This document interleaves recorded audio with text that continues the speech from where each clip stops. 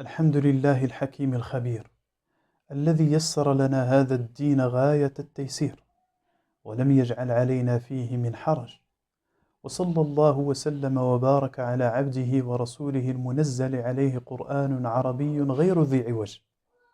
أما بعد، فإن من رحمة الله تعالى بعباده أن جعل هذا الشرع الكريم قائما على السماحة واليسر، فسهل على الناس دينهم وشرع لهم الرخص تخفيفا عليهم لئلا يقع عليهم ضرر. فليس المراد من الصيام أو غيره من العبادات إهلاك البدن ولا إزهاق النفس ولا حصول المشقة، بل حيثما وجدت المشقة جلبت معها التيسير. يقول تعالى عقب ترخيصه للمريض والمسافر الفطر في رمضان: يريد الله بكم اليسر ولا يريد بكم العسر. فأهل الأعذار هم من يباح لهم الفطر في رمضان، فرفع الشارع عنهم الحرج وأذن لهم بترك الصيام دون إثم. أيها الإخوة، إن من المهمات لكل حريص على التفقه في الدين معرفة الأعذار الشرعية التي تبيح له الفطر وما يترتب عليها من أحكام قد يحتاجها لنفسه أو يبينها لغيره.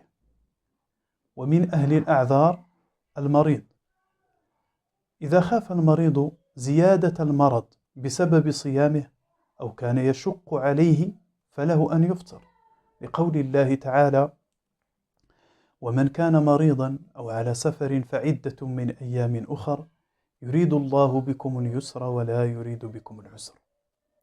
وإذا كان المرض يضر الصائم وخشي الهلاك بسببه فالفطر عليه واجب، لعموم قوله تعالى: ولا تقتلوا أنفسكم.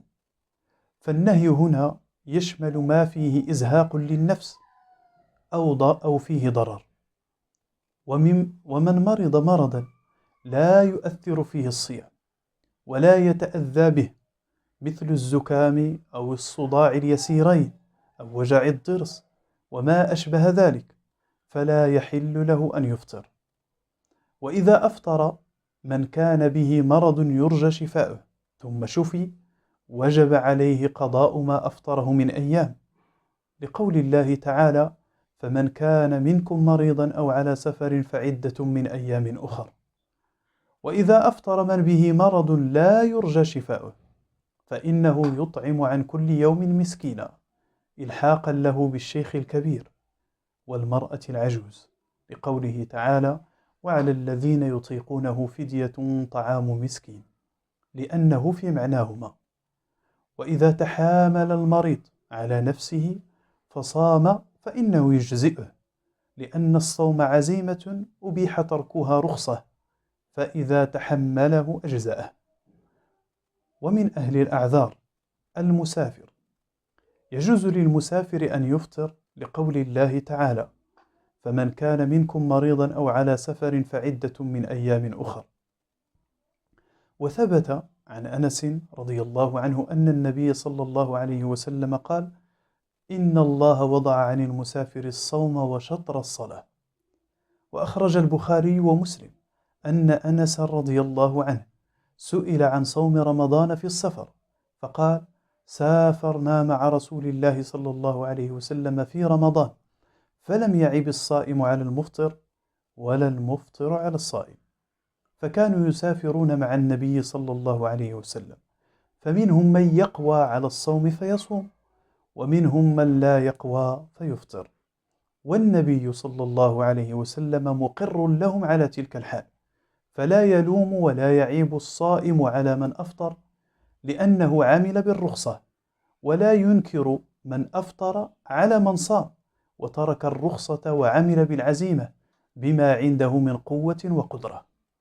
وهذا من كمال أدبهم رضي الله عنهم وتمام فقههم. وإذا شق الصوم على المسافر بحيث يكون الفطر أرفق به، فالفطر في حقه أفضل، لأن ارتكاب المشقة مع وجود الرخصة فيه إعراض عن رخصة الله عز وجل.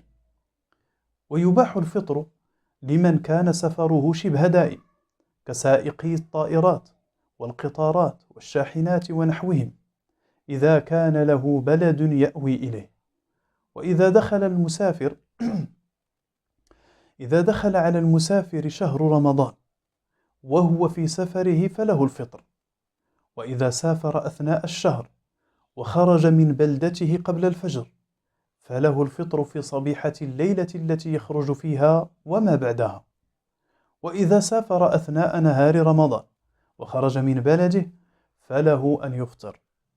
ويباح الإفطار للمسافر ولو كان سفره بوسائل النقل المريحة، سواء وجد مشقة أو لم يجدها.